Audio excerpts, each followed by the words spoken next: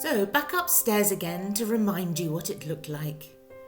The beautiful dormer window allowing light to flood in, high ceilings and 2 chimney breasts which both work.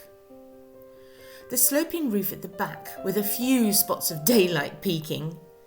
But it was this wooden wall dividing the properties upstairs which had to go.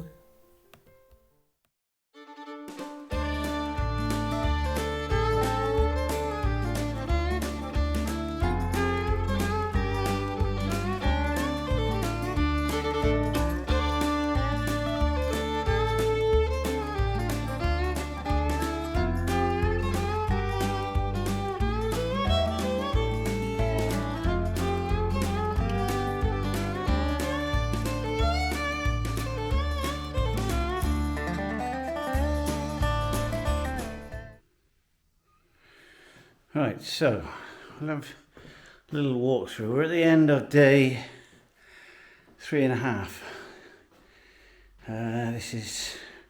We completed at 3 o'clock on Monday. It's now 4:30 on Thursday.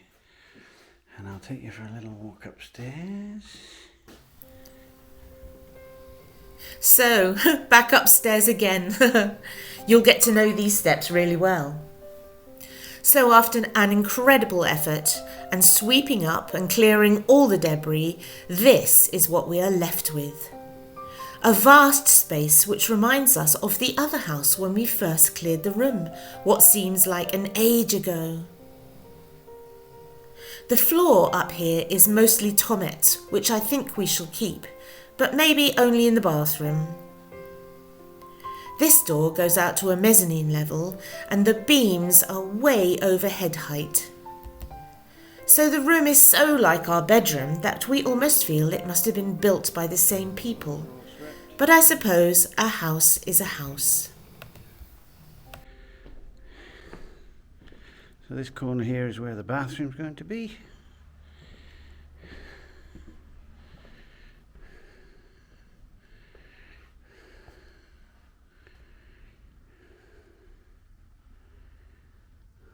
All clean, all the cobwebs gone.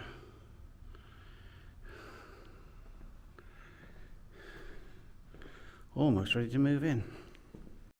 Back downstairs, we wanted to open up the room that was to be the kitchen, but loved this little door with its panes of glass. So we thought we could use it for the door where Steve had reinstated the doorway. Where once there was a door, it upped and by magic moved over to there. Not only did it get up and walk over, but it fitted itself perfectly in the hill.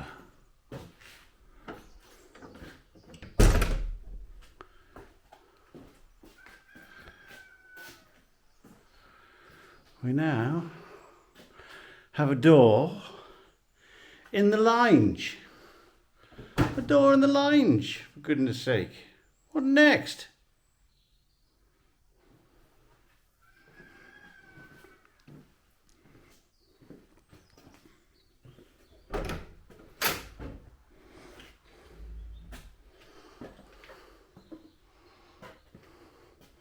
Bit of making good around it.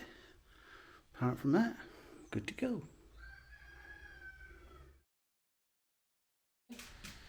Right, so this has been in for a couple of 100 years nearly, all bar 4 years. And I want to take this out without smashing it too much to pieces. I know it's rotten at the bottom, but I want to take it out. And I've just found a bar in the shed, exactly the right size for the oak pegs. Whoa! It came out. Look at that beauty.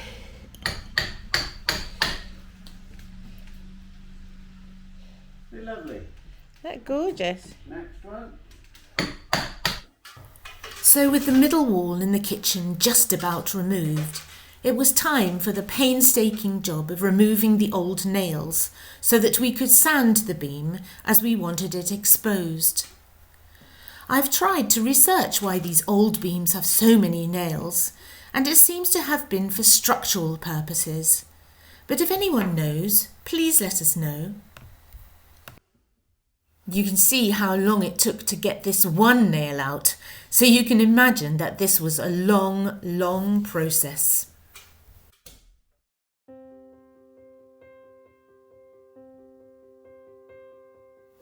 It was well worth the struggle. The beam, with all its nooks and crannies, will be a talking point for many years to come, I'm sure. Although the wall wasn't structural, we wanted to keep a part of it on one side to house the oak kitchen Steve is going to build.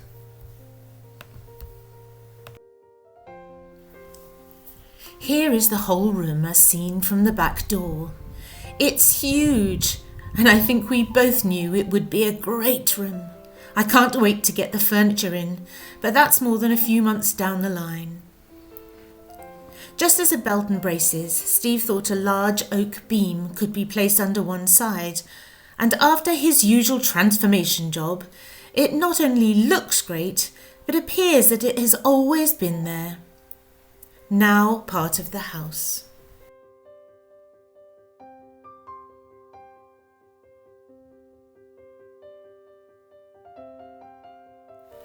We kept a few of the old supporting wall beams, just for extra support, and we both agreed it made a rather unusual architectural design point.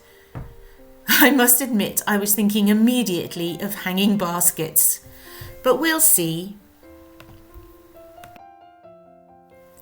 Luckily, we agree on most things, so when we both spotted a place for the log burner, the answer was a resounding yes. Both the fireplaces at home are on plinths, so this one was to be no different. We'd a few ideas for designs, but in the end, breeze blocks and Tomettes won the day.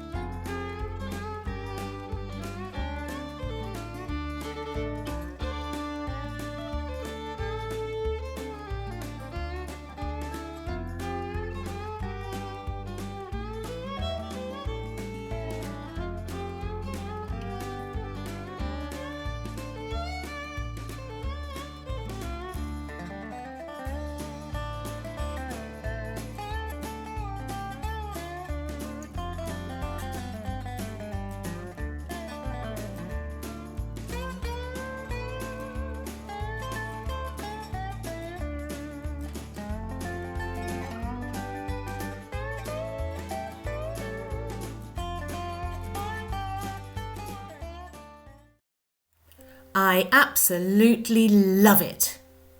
Some of the Tomettes we found in the Grange, and some we brought from Le Bouige, so they're a real mix of then and now. I love the little cat paw prints, so cute.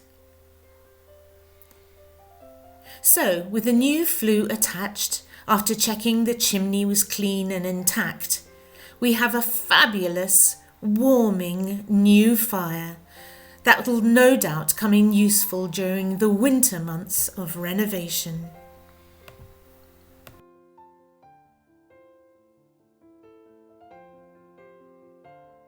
Thank you again for joining us on this nouveau voyage. We're delighted to have you with us. We're going to try to do a live vlog from the house on Christmas Day, so we'll see you then. À bientôt!